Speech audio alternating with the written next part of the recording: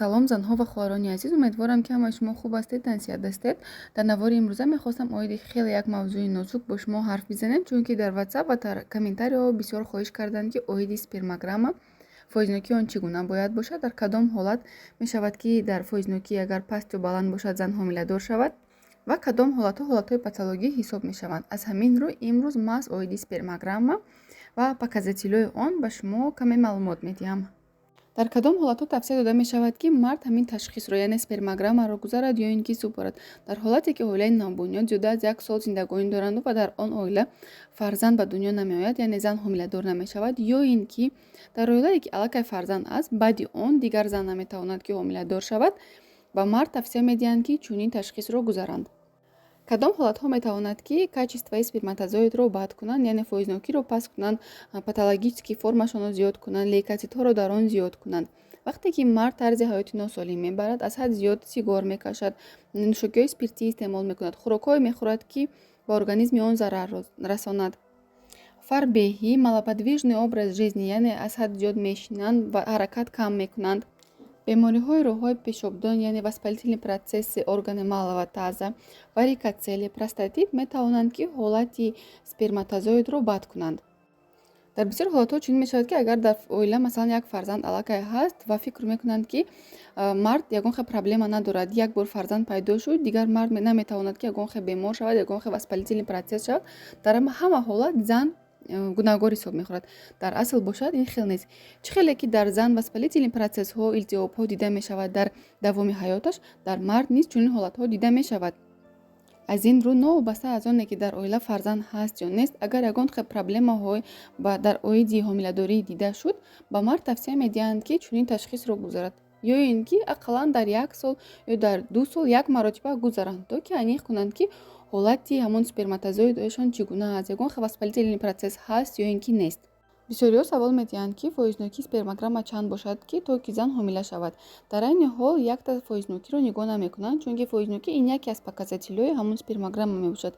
боз дигар показателҳое ҳастанд ки хеле муҳим мебошанд. Масалан, морфология дидан дар кор. Морфология маҳз бо усули Крюгер, ё ин ки хосияти ҳамон сперматозоидҳоро дидан дар кор, ҳаракатнокиашон чӣ гуна ҳаракат мекунанд, баъди 1 соат оё чанд қадарашон зинда мемонанд, не? Ин показателҳоро бояд ба назар гиранд. Ба фикрам аллакай ҳама медонад ки пеш аз спермограмма споридан бояд ки мард 3-4 рӯз алоқаи ҷинсӣ накарда, баъд чунин ташхисро гузарад, чунки дар ин ҳолат дурусттар муайян мешавад ки оё ягон хел патология ҳаст ё нест. асосан таҳлили спермограмма ё ин ки расшифровкаи спермограмма ба 3 қисм ҷудо мешавад. Қисми якум ин миқдор, ҳолат, консентратсия, pH, яъне ҳамон среда. Қисми дуюм ин ҳаракатнокӣ, ҳама намудашон. Қисми сеюм ин морфология. Расшифровка, яъне таҳлили спермограмма аз чӣ сар мешавад? Якум сар мешавад аз объём, яъне миқдораш. Миқдораш бояд аз 1,5-2 мл зиёдтар бошад. Агар аз 1,5-2 мл кам бошад, ин нишонаи он аст ки ягон хел воспалительный процесс дар организми мард рафта истодааст, ё ин ки спазм аст ки намегузорад ҳамон нутфа бо миқдори муайян хориҷ шавад. дуюм ин рангаш. Ранги муқаррарии нутфа ин сера молочный мебошад. Узри зиёд ки бо забони тоҷикӣ тарҷумаи муайян карда натавонистам. Агар рангаш зарчатоб бошад ё ин ки зард бошад, ин аз он шаҳодат медиҳад ки дар даруни нутфа лейкоцитҳо зиёд ҳастанд, яъне воспалительный процесс рафта истодааст. Агар рангаш розовӣ ё ин ки сурхчатоб бошад, аз он шаҳодат медиҳад ки эритроцитҳо, яъне хун аст. ин аз он шаҳодат медиҳад ки дар организми мард дар ҳудуди простаташ ягон хел калсинат ҳаст, ё ин ки простата калон шудагӣ, ё ин ки мард бемории санги гурда, ё ин ки санги мочеполовой система аст. Сеюм ин pH ин среда ё ин ки кислотность мебошад. Нигоҳ мекунанд аз 7.2 то 8 ҳолати муқаррарӣ мебошад. Агар аз ҳамин рақамҳо паст ё баланд бошад, дар ин ҷо низ шаҳодат медиҳад ки воспалительный процесс, яъне аз ҳисоби илтиҳоб метавонад ки ҳамон среда кислотность паст ё баланд бошад. Чӣ қадар кислотность баланд бошад, ҳамон қадар сперматозоидҳо тезтар мемиранд. чорум ин вязкост. Ба забони тоҷикӣ ба фикрам ки часпоиш мешавад. Вязкостро дар спермограмма бо сантиметр ҳисоб мекунанд. Бояд ки то 2 сантиметр бошад. аз 2 сантиметр зиёд шуд, яъне часпоишаш зиёд аст. вақте ки часпоиш зиёд шуд, ҳаракати сперматозоидҳо низ сусттар мешавад. панҷум ин миқдори сперматозоидҳо дар ҳамон миллилитре ки барои ташхис шумо месупоред, бояд 15 миллион бошад. дар кадом ҳолатҳо метавонад ки паст бошад, яъне аз 15 миллион паст бошад? вақте ки дар мард простатит дида мешавад, яъне нишонаҳои илтиҳоби ғадуди простата дида мешавад, варикоцеле дида мешавад.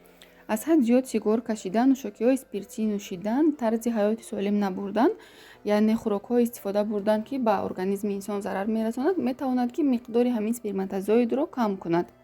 кам будани миқдори сперматозоидҳо ин яке аз нишонаҳо, яке аз аломатҳои он аст, ки зан ҳомиладор намешавад. мегузарем ба ҳаракатнокӣ. дар ҳамон спермограммае ки супорида шудааст, бо забони русӣ ҳамаш қайд карда шудааст ва дар он ҷо подвижность А, Б, С дорад. якум ҳаракатнокии А, подвижность А ё ин ки ҳаракатнокие ки ба пеш, яъне ҳаракатнокии дуруст бояд аз 25-30% боло бошад.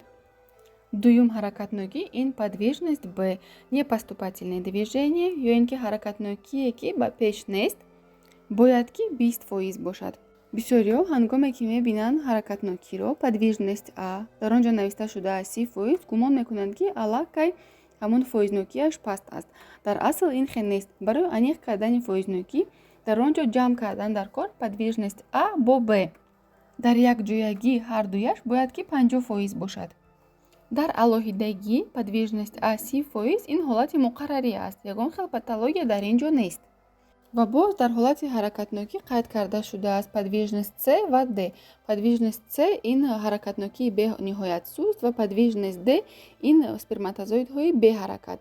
дар ин ҳолат бояд нишондоди онҳо 10% бошад, аз 10% зиёд набошад.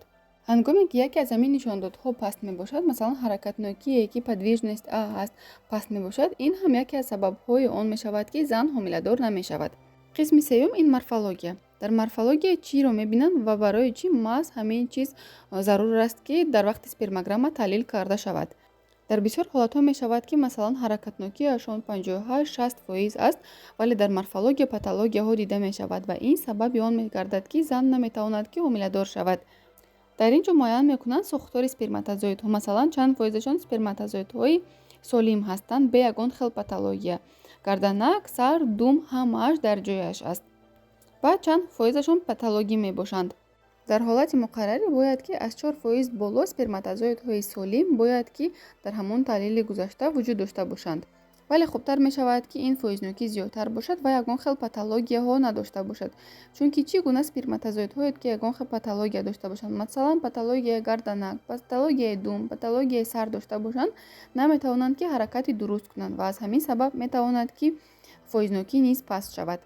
мегузарем ба хулосаҳо. хулосаи якум ин норма зооспермия, яъне ин ҳолати муқаррарӣ аст бе ягон хел патология. дар чунин спермограмма зан метавонад ки ҳомиладор шавад. дуюм ин олигоспермия. олигоспермия чӣ хеле ки дар аввал гуфтем миқдори ҳамон нутфае ки супоридагиен аз 2 мл кам аст. сабабҳояшро дар боло аллакай қайд кардагӣ ҳастем. сеюм ин олигозооспермия. ин дар ҳолати кам будани ҳам сперма ва ҳам кам будани миқдори сперматозоидҳо дар ҳамон ташхиси гузашта. чорум ин астенозооспермия. ин ҳангоми паст будани фоизнокӣ ҳамон ҳаракатнокӣ. бисёриҳо дар худамон мегӯянд ки фоизаш паст аст. ин ҳамон чизро дар назар дорад. панҷум тератозооспермия. дар чунин спермограмма маълум карда мешавад ки ҳамаи сперматозоидҳо бо патология ҳастанд, яъне сперматозоидҳои сият вуҷуд надорад. ин намуди патология низ яке аз патологияҳои мушкил мебошад ва табобати ҷиддиро талаб мекунад.